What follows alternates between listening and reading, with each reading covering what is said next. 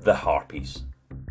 Terrifying winged creatures of Greek mythology, were known as the embodiment of storm winds, divine punishment and relentless torment.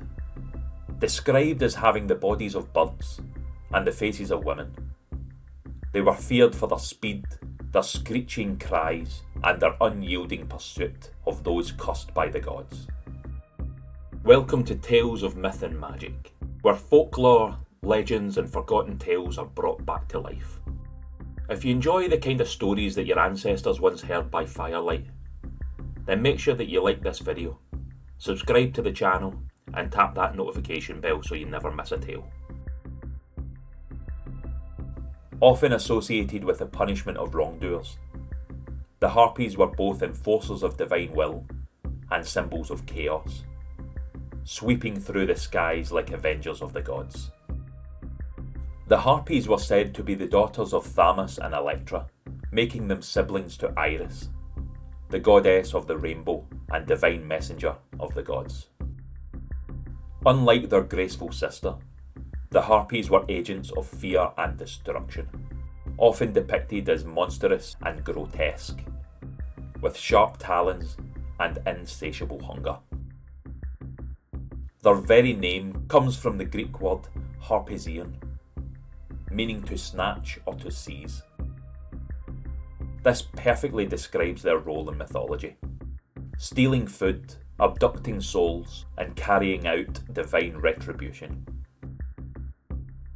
They were said to reside in stormy winds and were closely linked to sudden tempests that swept away ships and travellers.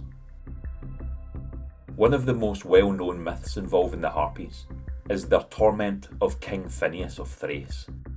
As punishment, either for misusing the gift of prophecy or for revealing too much of the god's will, Zeus condemned Phineus to a life of torment.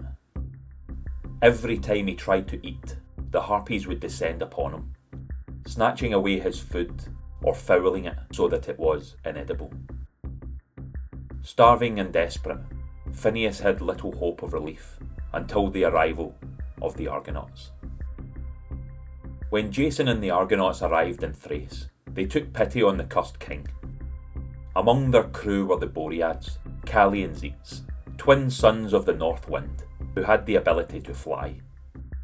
They chased the Harpies across the sky, driving them away from Phineus for good. According to some versions of the tale, the Harpies were only spared when the goddess Iris intervened. The Harpies retreated to their distant dwellings, no longer meddling in human affairs, at least for a time. The Harpies continued to appear in various Greek myths as personifications of punishment and relentless pursuit.